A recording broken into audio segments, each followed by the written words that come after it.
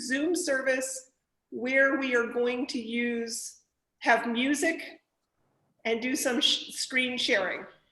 And I tell you that because this is part of the learning experience of doing services. And it just felt important today for this post-election service to be able to react in more real time than we do with our recorded services. I would say most folks are going to enjoy the service most if you watch using your speaker view instead of gallery view. Different computers have that in different places. It's not going to exactly matter, but that might be a place where you can see myself and other speakers clearly on your screen.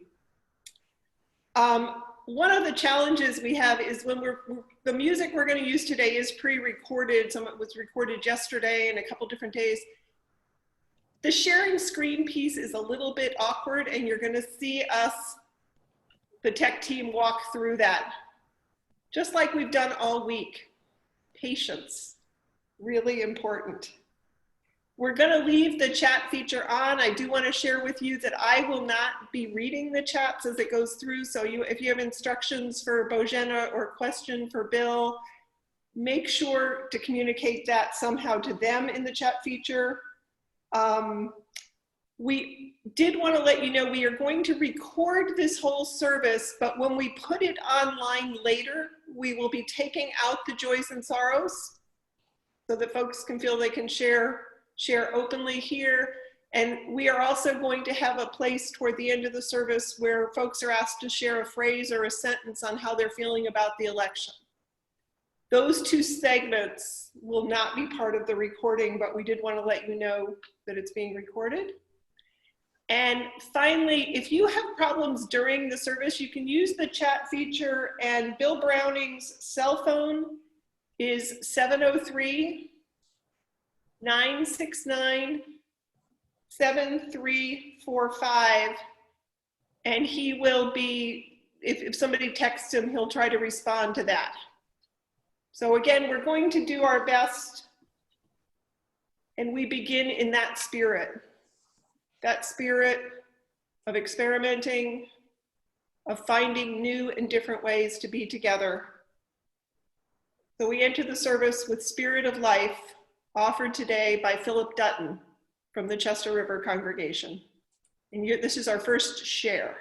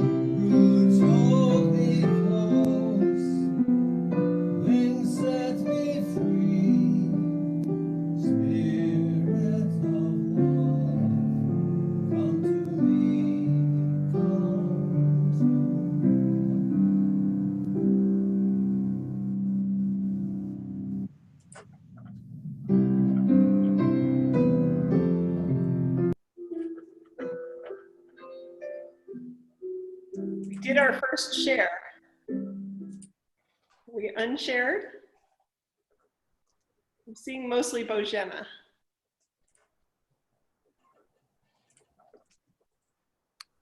Are we done? We're done with the Spirit of Life. Okay. So we come together each week to check in with each other.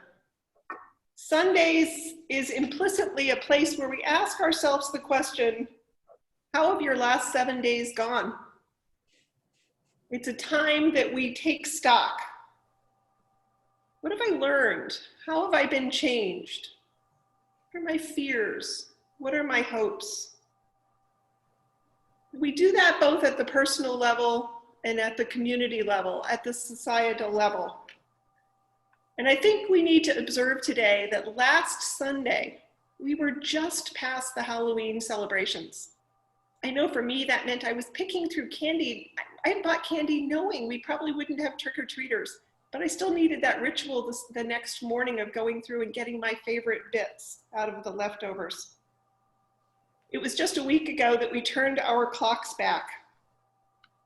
And in just a week, we've anticipated an election, we've watched early returns, we understood there would be less than decisive results.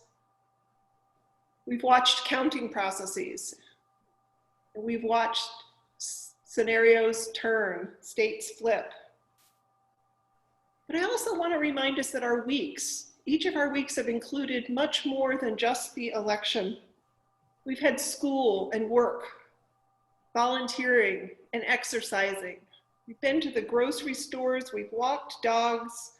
We have news from our family members on health situations and job situations. And we're doing that work of trying to figure out holiday plans in the year of a pandemic. So I invite us into this weekly check-in, doing it from a sanctuary where it feels familiar, because we come each week to not only ask those questions, but to ask how those questions are measuring up against our values. How have we done on inclusion? What has the week been like relative to our values of compassion and respect, of honesty and integrity? It sounds all pretty basic, but this is what we do as a faith community, is we check in with one another, on one another, and we take this journey 1 week, 1 day at a time. If you have questions about Unitarian Universalism or about either one of our congregations, please track us down through our websites, phones, and ask. We have been getting some inquiries this last week, and it's just lovely to know that people are considering how this faith tradition might be a fit in their lives. So now I'm going to light the chalice, and because we moved the scenario here, I'm going to twist my computer and face it down, trying to do the least moves I can and go over and light the chalice. So this is going to be a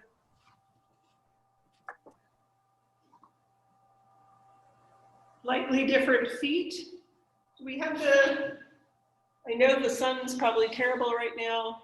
Can we see the chalice, Bojana? Okay, well, we'll go with yes.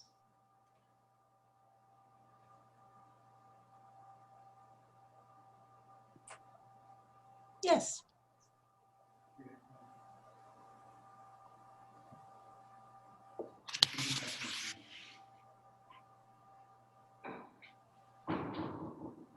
So we now have our first hymn. Patty Rubin had recorded this a little bit ago working with Ellen, and it felt right for today. There is more love somewhere. Thank you, Bojana.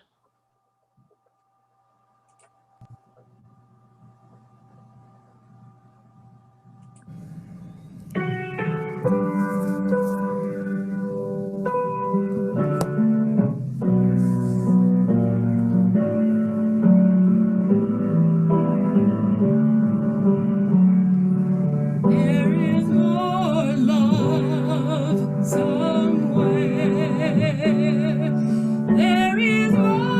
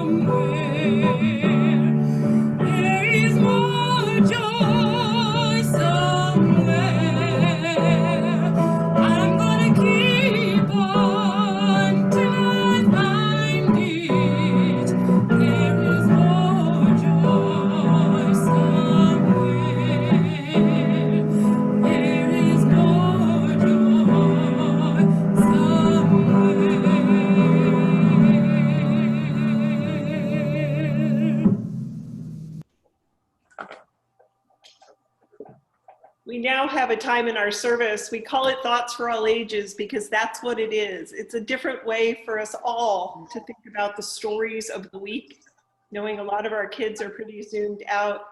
I asked Liz Hausberg to do Thoughts for All Ages before we had election results. And so she will now share with us a little bit about how she's processing it through helping our kids process last days and weeks. So Liz. Good morning. Liz Hausberg, Coordinator of Religious Education for Children and Youth. And when Sue asked to talk about patience, waiting, I thought, holy cow, that's some sort of topic for this week. When I talk to kids about waiting, you know, when they're little, we use night-nights. Christmas is coming and 3 more night-nights, and then you'll be okay. But when we get older, they want results fast. And the hard thing teaching youth, especially, is about waiting and about patience and about wanting to get it right. So the interesting thing with Zoom now and online learning, that we cannot, they can do their work whenever. So they're getting things turned in at 1, 2 in the morning because they're adolescents, so they're sleeping most of the day and they're up late. And I get emails that say, I just finished my work, can you grade it? And I can't because it's 1 in the morning. So the idea of patience with online learning has been a hard road for many of our kids to deal and handle.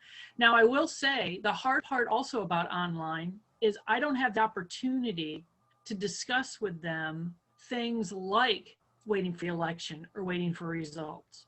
I can only see their backgrounds if they're a Biden or a Trump fan, or if some kid mentions it. But I have to be honest, their patience right now is more around their grades and when the next test is. This election each day did not seem to become anything more for them or less.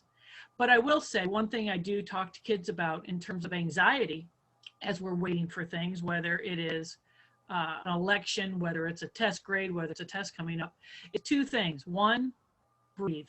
Breathe in, breathe out. And the second thing I tell them is drink water, because water helps our brain, water helps us relax, and not those energy drinks that they love so much. So for patience, I'm going to say, I'm so glad it's done and our wait is over. And for my kids, just take deep breaths, because it'll all work out. It'll all work out. Thank you. Have a great rest of service. Can't wait to see every coffee hour. And back to you, Sue. Thank you. And that was an example. I'm not sure for others. Liz, we could hear her, but she froze. And that will happen as we experiment with services. I'd like to now offer and invite everyone into a time of reflection, a time of meditation. I offer a reading, a poem by Raymond Carver. Not exactly about waiting, but sort of. It's called At Least. I want to get up early one morning before sunrise, before the birds even. I want to throw cold water on my face and be at my work table when the sky lightens and smoke begins to rise from the chimneys of the other houses. I want to see the waves break on this rocky beach, not just hear them break as I did all night in my sleep. I want to again see ships that pass through the strait from every seafaring country in the world. Old dirty freighters just barely moving along, and the swift new cargo vessels painted every color under the sun that cut the water as they pass. I want to keep an eye out for them and for the little boat that plies the water between the ships and the pilot station near the lighthouse.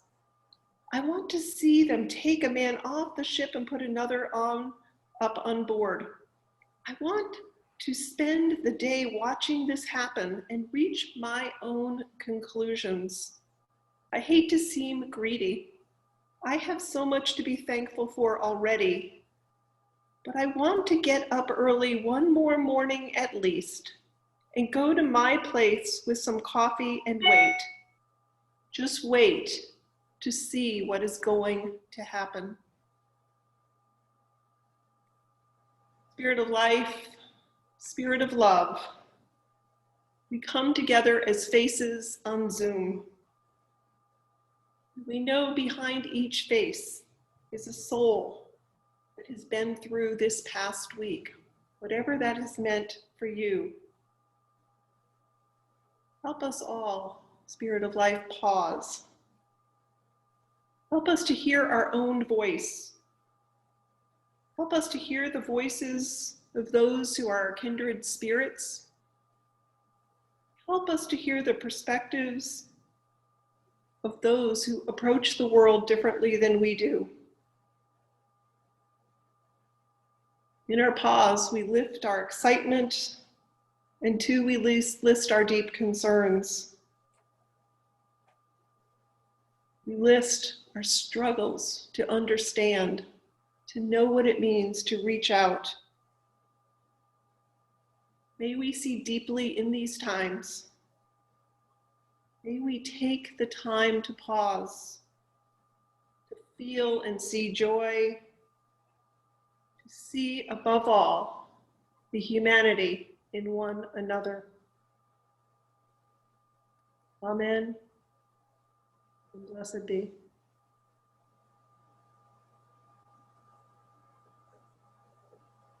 Pause. We'll figure out our own conclusions in time.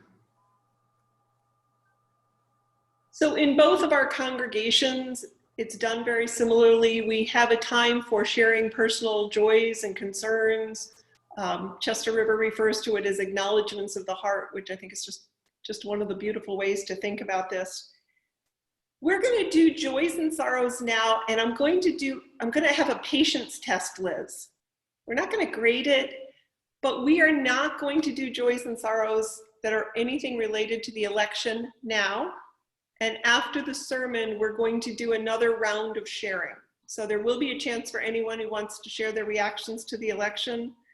But as I said, people have gone through their own weeks, their own times.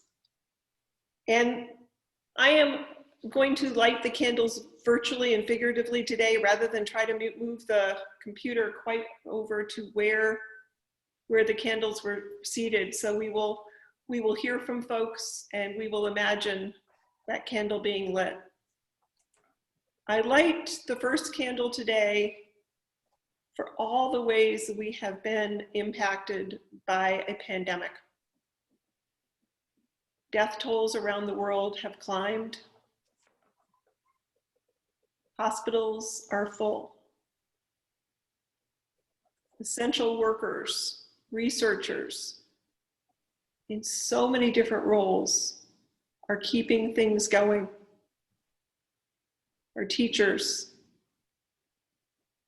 our folks moving freight around the country, so many ways that we are finding ways to keep things going.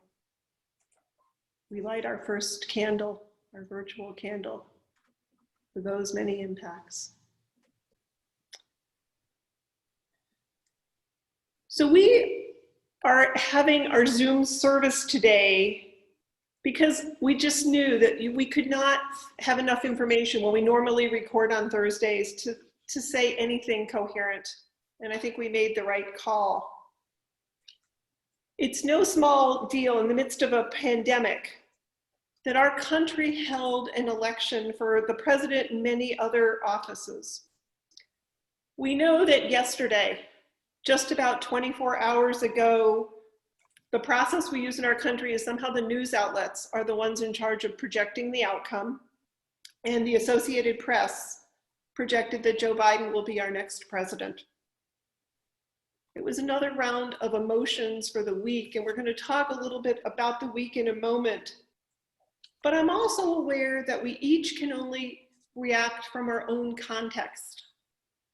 We're now going to try one more sharing of a clip from yesterday. And we do know that this is a little bit difficult to get up, but we're going to give it a try because I think it's really important to recognize that various communities, various folks' contexts heard the information in many ways yesterday. So for folks that haven't seen it yet, and for others to re-see it, here's the clip, fingers crossed, from Van Jones yesterday.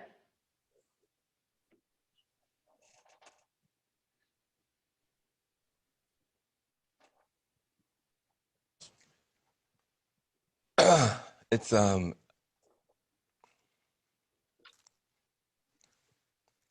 it's easier to be a parent this morning. It's easier to be a dad. It's easier to tell your kids character matters. It matters. Telling the truth matters. Being a good person matters. And it's easier for a whole lot of people. If you're Muslim in this country, you don't have to worry if the president doesn't want you here. If you're an immigrant, you don't have to worry if the president's going to be happier to have babies snatched away or send dreamers back for no reason. This is vindication for a lot of people who have really suffered. You know, the I can't breathe. You know, that wasn't just George Floyd. That was a lot of people that felt that they couldn't breathe. Every day you're waking up and you're getting these tweets and you just don't know, and you're going to the store and people who have been afraid to show their racism are getting nastier and nastier to you, and you're worried about your kids and you're worried about your sister. And can she just go to Walmart and get back into her car without somebody saying something to her? And you spent so much of your life energy just trying to hold it together. And this is a big deal for us just to be able to get some peace and have a chance for a reset. And the character of the country matters. And being a good man matters. You know, I just want my sons to look at this. Look at this. You know, it's easy to do it the cheap way and get away with stuff, but it comes back around. It comes back around. And this is a good day for this country. I'm sorry for the people who lost. For them, it's not a good day. But for a whole lot of people, it's a good day.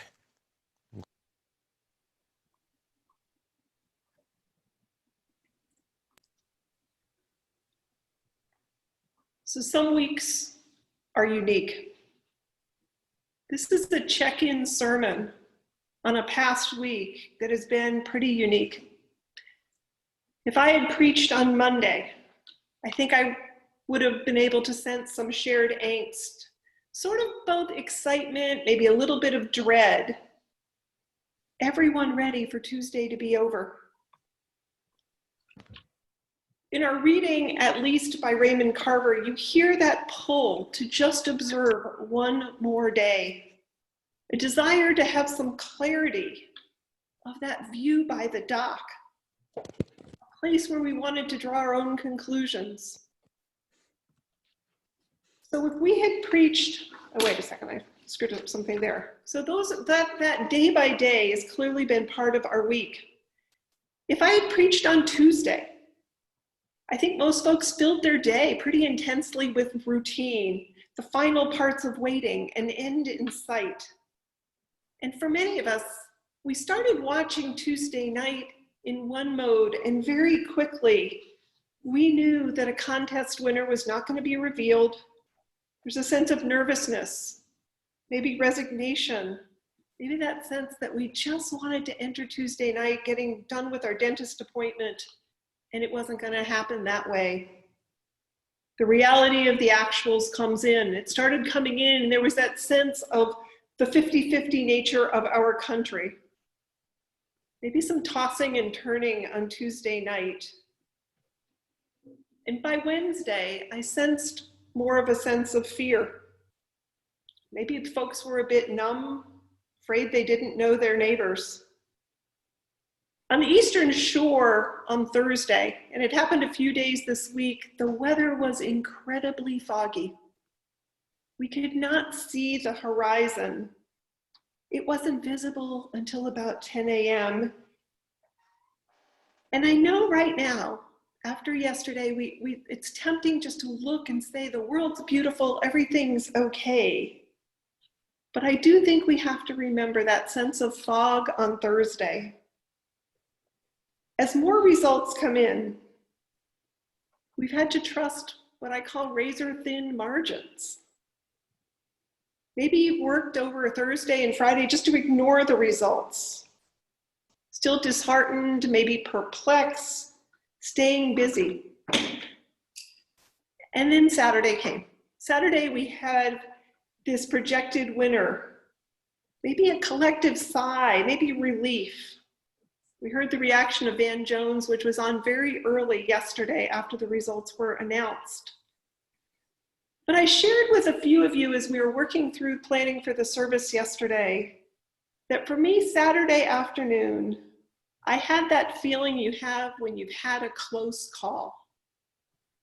When you've had an almost accident. Maybe you've had a medical scare that ended up okay. That feeling of, wow, that was close. And your stomach is in your throat for a bit of the day. You regain your footing.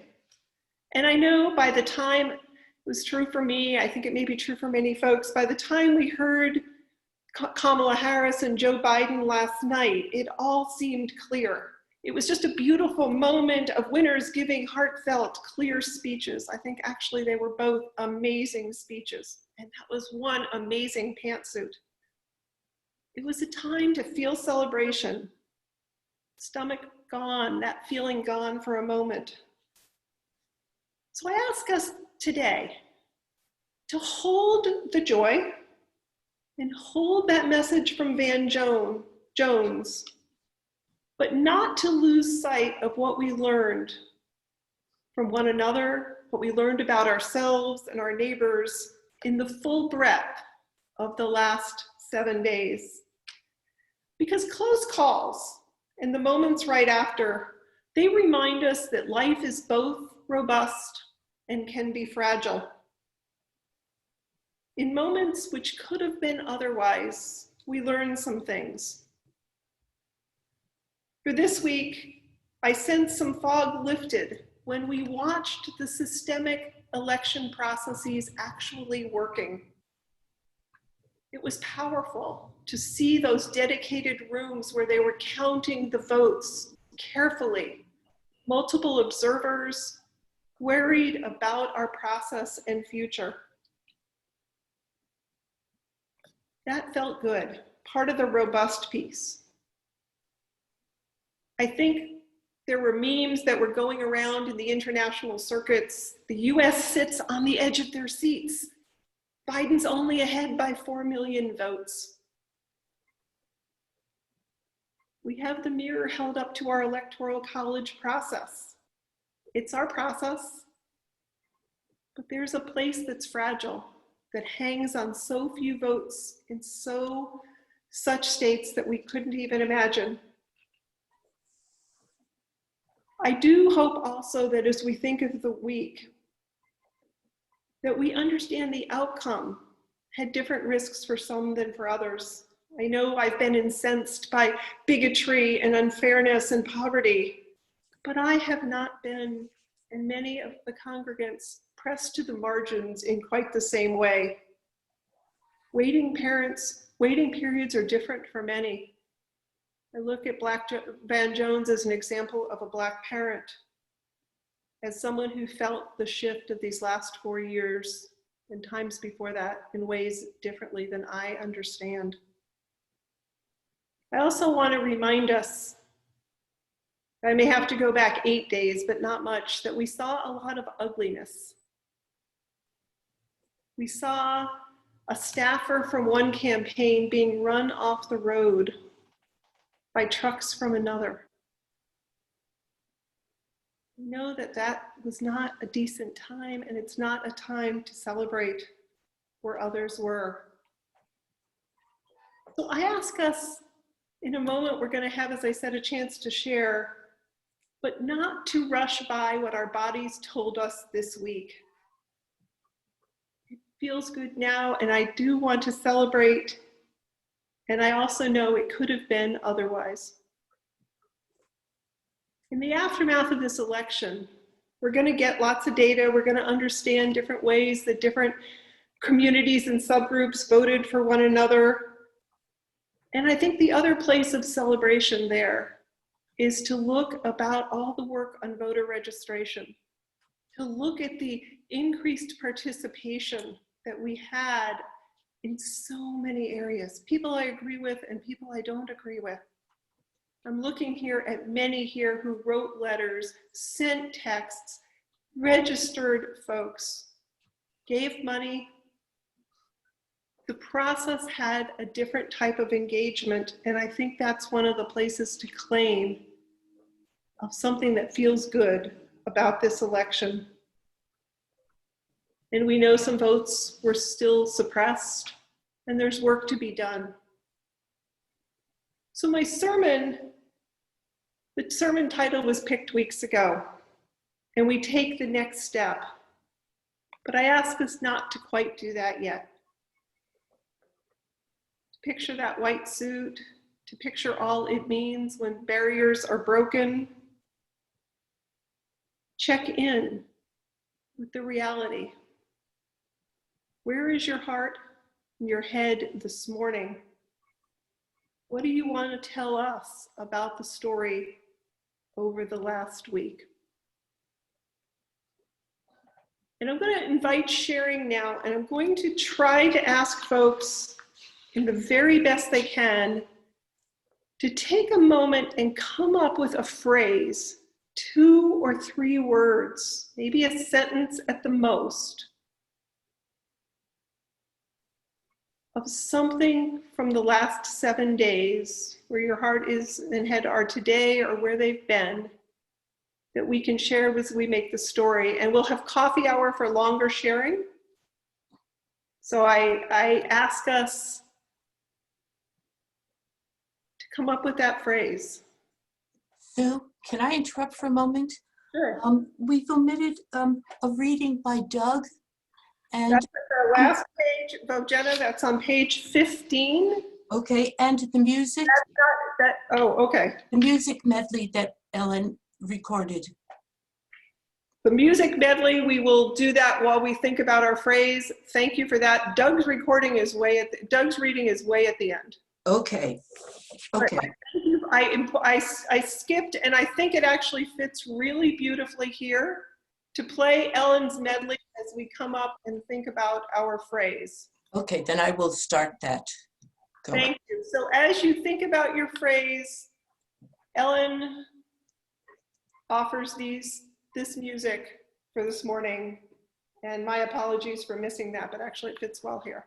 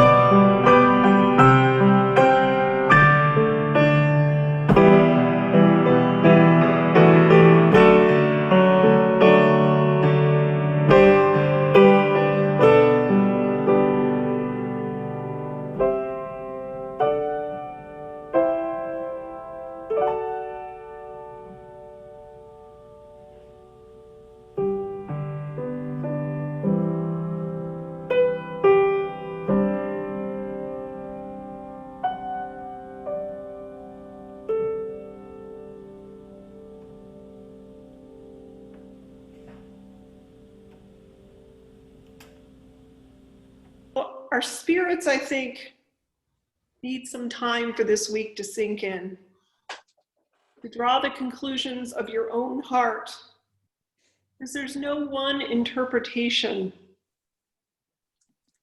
Take our time at the docks where we're both thankful and we know we need to figure out what we do with life's close calls.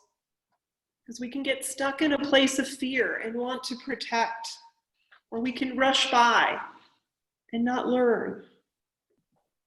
But in this place of pause, not just this morning, but in the weeks to come, I think we're invited also to find specifically points of gratitude and to trust in the threads of hope that we can find together.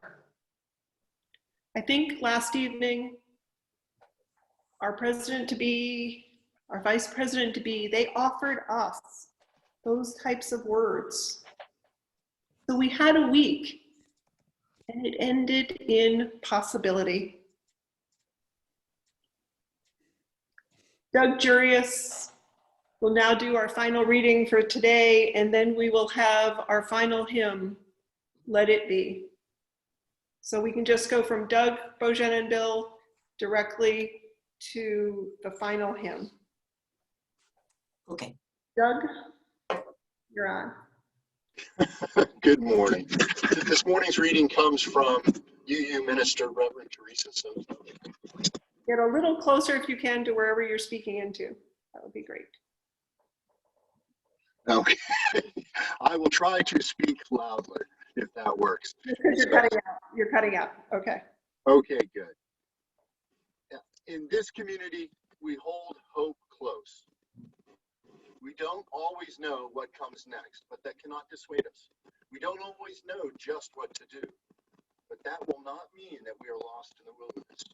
We rely on the certainty beneath the foundation of our values and ethics. We are the people who return to love like a North Star and to truth that we are greater together than we are alone. Our hope does not live in some glimmer of an indistinct future. Rather, we know the way to the world of which we dream. And by covenant and the movement forward of one right action and the next, we know that one day we will arrive at home.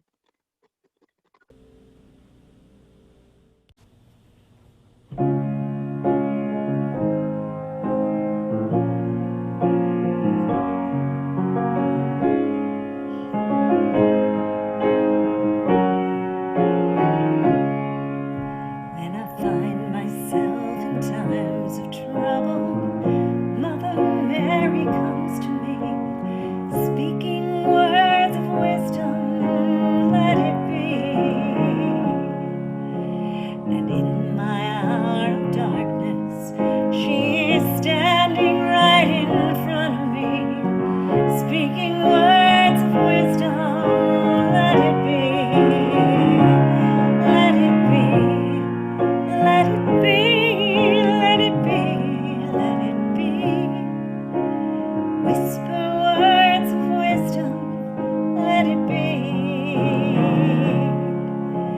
And when the broken-hearted people living in the world agree, there will be an answer, let it be.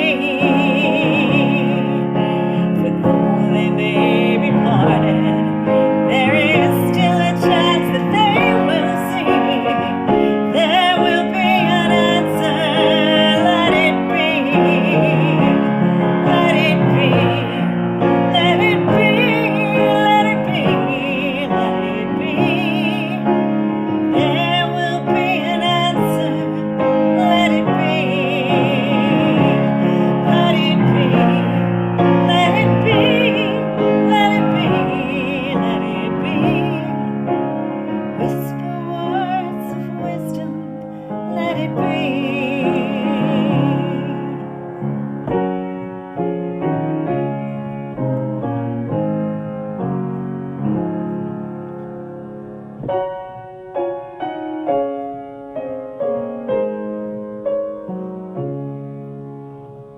And when the night is cloudy, there is still a light shines on me. Shine on till tomorrow, let it be. I wake up to the sound of music. Mother Mary comes to me, speaking words of wisdom. Let it be, let it be, let it be, let it be, let it be. There will be an answer. Let it be, let it be, let it be, let it be, let it be. There will be an answer. Let it be, let it be, let it be, let it be, yeah, let it be. Whisper words of wisdom, let it be.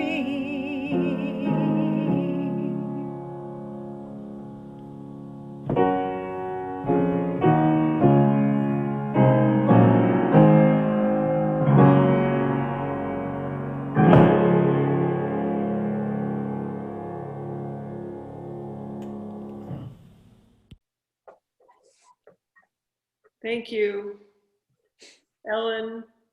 Thank you for so many. I'll do gratitudes in just a moment. But I think that that's our invitation, to be paying attention, to move on carefully, thoughtfully, with love. So in a moment, I'm going to offer our closing words and extinguish the chalice. You're going to hear the sung benediction. You'll hear Philip Dutton do a final benediction. And then we're going to move into our coffee hour. We invite you to stay if you'd like, and understand some folks may not stay. That's all good. But that will be more informal sharing time. I can't quite get the gratitudes out. We're used to having gratitude slides on what it's taken to put together all of the services. But for this service, special thanks to Liz Hausberg, Ellen Grunden, Bojena for all she did, and for Patty and Philip for permission to use that recorded music, and to our co-hosts, for Bill working through tech with Bojena. The three of us were on a pretty funny call last night trying to test all this out. Lots of ideas come together, and for everyone's honest sharing in a format that feels still awkward, but real. So we extinguish our chalice today, and I will make sure to extinguish it after the service, holding the tension, the reality of the world's challenges with the hope and possibility of this week. May we leave ready to live into our highest aspirations, our authentic selves, and a readiness to do the work, to take the next step with the conviction of our values. I extinguish this chalice virtually for now. Go in peace. Go in love. Go knowing love surrounds you wherever you may go. Blessings, and thank you for being together.